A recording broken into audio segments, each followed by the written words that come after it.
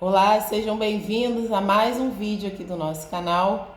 E hoje eu gostaria de falar com vocês a respeito de algumas características que nós podemos observar em quem é e quem não é filho de Deus. Antes de nós começarmos, eu gostaria de pedir a você que, se você ainda não se inscreveu aqui no nosso canal, que você faça, para que dessa maneira você, ativando o sino de notificações, você seja sempre avisado quando tivermos conteúdos novos aqui no canal. E eu sempre peço também que você, por gentileza, compartilhe os nossos vídeos, porque dessa maneira você vai estar contribuindo para que a palavra de Deus chegue a tantas outras pessoas aonde quer que elas estejam. Hoje eu vou ler com vocês um texto que está lá no livro de 1 João, no capítulo 3. Nós vamos ler do versículo 7 ao versículo 10. E depois nós vamos fazer uma análise a respeito do que esse texto fala. Depois eu vou trazer mais 2 versículos de outros livros que vão corroborar com aquilo que nós estivermos ali analisando. Se você quiser acompanhar da sua Bíblia, vai lá no Novo Testamento, para quem não está ainda familiarizado com a Bíblia. O Novo Testamento é aquela última parte da Bíblia. Ela é dividida em 2 períodos, o Antigo Testamento e o Novo Testamento, que é o mais recente. Então você vai lá no livro de 1 João e no capítulo 3. Vamos começar a ler lá do versículo 7. Então vamos começar. Filhinhos, não vos deixeis enganar por ninguém. Aquele que pratica a justiça é justo, assim como ele é justo. Aquele que pratica o pecado procede do diabo, porque o diabo vive pecando desde o princípio. Para isto se manifestou o Filho de Deus, para destruir as obras do diabo. Todo aquele que é nascido de Deus não vive na prática de pecado, pois o que permanece nele é a divina semente. Ora, esse não pode viver pecando, porque é nascido de Deus. Nisto são manifestos os filhos de Deus e os filhos do diabo. Todo aquele que não pratica justiça não procede de Deus, nem aquele que não ama o seu irmão. O texto ele deixa claro essa diferença entre as pessoas que já são filhas de Deus, as pessoas que já obtiveram a filiação divina, e aquelas que não são filhas de Deus. E o texto vai trazer dois itens assim bem básicos, bem objetivos, para que a gente consiga compreender de uma maneira bem simples. Um é o fato da pessoa que pratica a justiça. O outro é o fato da pessoa que vive pecando. Se nós formos analisar esse primeiro item de justiça, nós vamos ver que ele está diretamente ligado e direcionado a Deus. Deus é um Deus de justiça. Inclusive, nós colocamos aqui tempos atrás um vídeo falando algumas das atribuições de Deus. E uma delas foi exatamente a justiça. E eu te convido a você procurar aí no nosso canal, que você vai ver uma das atribuições de Deus. Deus ele é infinito, mas uma das suas características, de fato, é a justiça. Então, o texto ele nos deixa claro que aquela pessoa que pratica o que é justo, essa pessoa é reconhecida como filha de Deus. Já aquela que pratica injustiças, ela não pode ser considerada filha de Deus, mas sim filha do diabo, filha do maligno. Outro ponto é o fato de viver pecando. Isso nos dá a ideia de alguém que não se emenda, alguém que não se endireita, alguém que constantemente está em pecado. É diferente do Filho de Deus. E antes que você pergunte, então aquele que é filho de Deus não peca? Muito pelo contrário, ele peca porque ele ainda está nesse mundo, ele ainda está na condição de ser humano. Enquanto estivermos nesse mundo pecaminoso, a nossa natureza humana vai sempre nos inclinar para o pecado. A diferença é que aquele que é filho de Deus, ele não permanece no pecado. Uma vez ou outra, em determinadas situações e momentos da vida, pode ser que ele venha sim a cometer um pecado, mas ele vai se arrepender, ele vai confessar a Deus, ele vai procurar abandonar aquela prática, ele vai se esforçar para não fazê-la novamente, ele vai se sentir triste com o que ele fez, envergonhado. Isso não acontece com as pessoas que não são filhas de Deus. Elas estão de uma maneira constante, estacionadas no pecado. Elas podem roubar, estuprar, matar, corromper, sequestrar, mentir, e elas não se sentem incomodadas com essas práticas. Para elas é algo natural. É como, por exemplo, alguém que toda vez que vai a um comércio e recebe um troco a mais, ela em momento nenhum passa pela cabeça devolver aquele adicional do seu troco. Pelo contrário, ela fica feliz, ela fica satisfeita, ela acha que ela é esperta, que ela se deu bem, e a pessoa que deu o troco a mais é que foi uma pessoa trouxa, uma pessoa que não prestou atenção. Então, isso não é problema dela, ela se deu bem e ela vai ficar com aquele dinheiro para ela. A pessoa que não tem ainda a sua filiação divina, ela age exatamente assim. É uma pessoa, por exemplo, que ela está acostumadíssima com a mentira. Tudo que sai da boca dela são inverdades. É aquela pessoa que se atrasa no trabalho, não porque passou mal ou teve uma emergência relevante, mas simplesmente porque foi negligente. E chega no seu trabalho e vai contar a desculpa mais triste.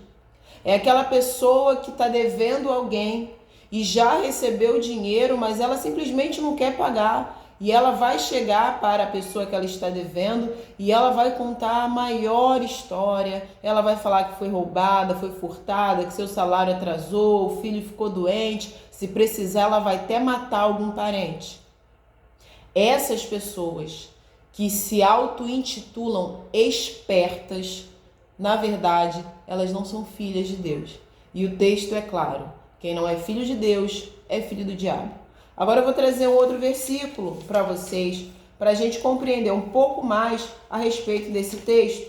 Nós vamos lá no livro de 2 Coríntios, também no Novo Testamento, no capítulo 5, versículo 17, vai falar assim: e assim, se alguém está em Cristo, é nova criatura. As coisas antigas já passaram, eis que se fizeram novas.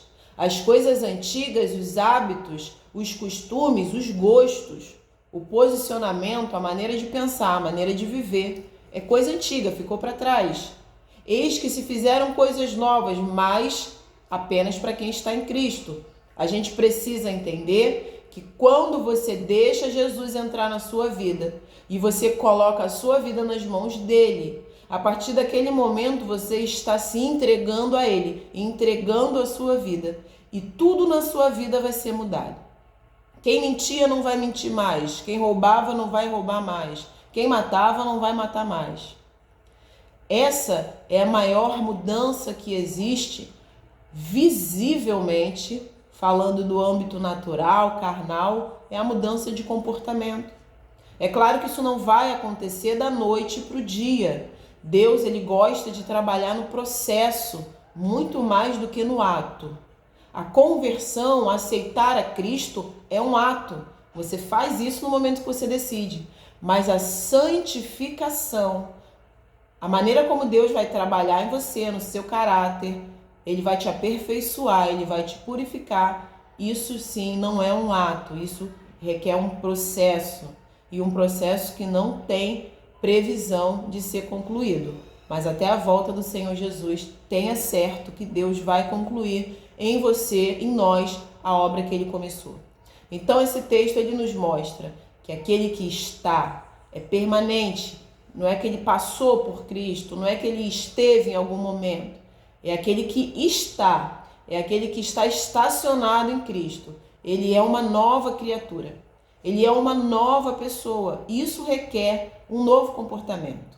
E outro texto que eu quero mostrar para vocês, também no Novo Testamento, está lá no livro de Romanos, no capítulo 8 e no versículo 15. Olha o que o texto vai dizer. Porque nem mesmo compreendendo meu próprio modo de agir, pois... Desculpa, esse não é o texto. Vamos lá. Romanos 8, versículo 15.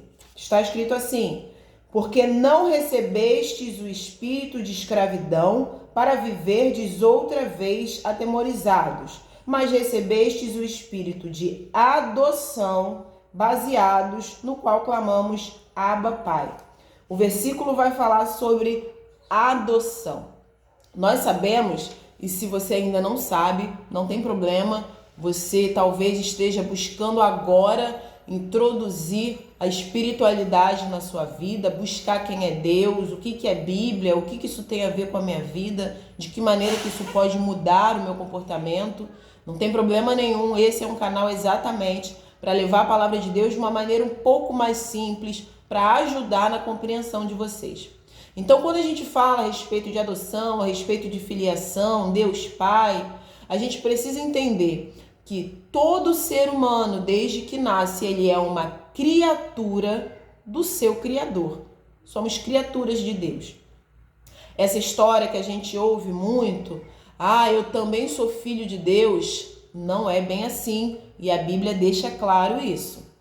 Quando nós decidimos, tomamos a atitude de aceitar o senhorio de Jesus sobre a nossa vida, então nesse momento, Deus coloca em nós o seu Espírito, que é santo, e nós passamos a ser filhos adotivos de Deus. Mas isso em nada nos desmerece, porque a Bíblia vai dizer que nós vamos ser co-herdeiros com Jesus de todas as graças de Deus, de todas as maravilhas do Senhor Jesus, de todas as maravilhas que o Senhor tem para nos dar. Nós vamos herdar também aquilo que o Pai tem para nós. E eu gostaria de falar mais algo sobre adoção. Às vezes existe um comportamento de inferioridade em relação a filho adotivo, filho biológico, mas na minha opinião, os filhos adotivos, eles deveriam sentir orgulho, não aquele orgulho de soberba, mas aquela honra, sentir felicidade por eles terem sido escolhidos. Diferente dos filhos biológicos que vieram através das ações naturais ali do casal, do marido, da esposa, e são muito bem recebidos, são uma bênção de Deus com toda certeza. Já os filhos adotivos, eles são escolhidos. Dentre tantas possibilidades, dentre tantas crianças, adolescentes ou até mesmo jovens maiores, dentre tantas possibilidades, aquele filho que foi adotado, ele foi escolhido. Ele foi escolhido para fazer parte daquela família, para ser chamado de filho, para receber junto com os demais biológicos todos os benefícios e todos os direitos que aquela família tiver. Então, olha isso que Deus faz conosco. Enquanto nós estamos com a nossa mente, com as nossas atitudes totalmente ali enraizadas no pecado mundano e da maneira como esse mundo ele vai se desenvolvendo, nós somos apenas criaturas. Mas quando nós decidimos deixar Jesus tomar conta da nossa vida e quando nós nos entregamos a Ele, então Deus ele vai nos adotar. Então o texto ele nos mostra aqui que por adoção nós recebemos de Deus espírito também. Espírito de quê? Nós recebemos aqui espírito de... Nós não recebemos espírito de escravidão para nós vivermos novamente atemorizados, mas recebemos o espírito de adoção e podemos chamar a Deus de Pai.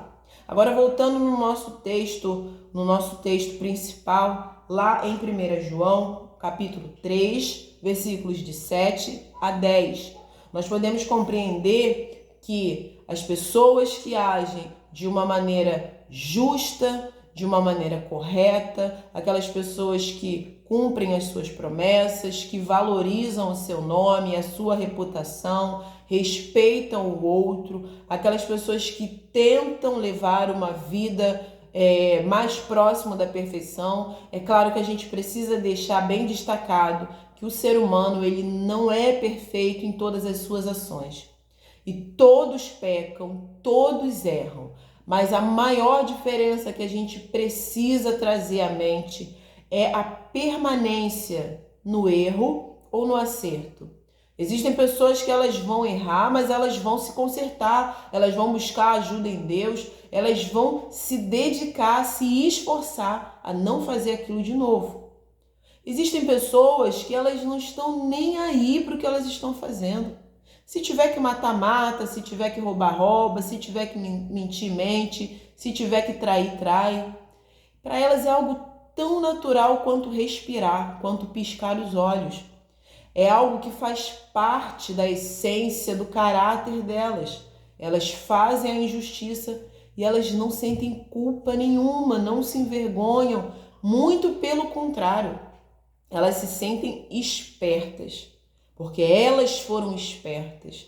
Quando elas conseguiram enganar alguém através da mentira, quando elas traíram o seu companheiro e ele não ficou sabendo, ou quando elas furtaram algo e a pessoa não viu e elas ganharam ali um lucro, um benefício, essas pessoas elas não se importam. Elas não se importam com o que elas estão fazendo. E o texto deixa claro que esses sim são filhos do diabo, porque o diabo desde o princípio vive pecando.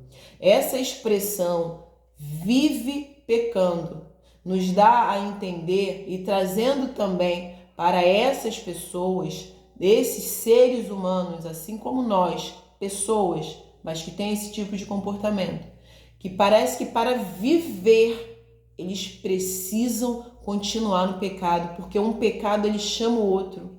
Como está escrito, um abismo ele chama o outro. Então, por exemplo, no pecado da mentira, para que você sustente uma mentira, você precisa criar outra. E para que você consiga sustentar aquela história, você precisa trazer ainda mais elementos falsos para que eles corroborem, para que eles segurem a tua mentira por mais tempo. Dessa maneira, um abismo vai chamando o outro. Assim é, por exemplo, na traição, no adultério. A pessoa trai uma vez, a pessoa trai de novo, a pessoa entra naquela constância e ela já começa a ter que criar subterfúgios, desculpas e pretextos para não estar aonde deveria estar no momento certo, para não chegar em casa no momento que devia, ou para passar dias na rua, ou para justificar alguma mancha na roupa ou no seu corpo, alguma ligação, alguma mensagem, a saída de dinheiro. Então veja, um pecado ele nunca vem sozinho.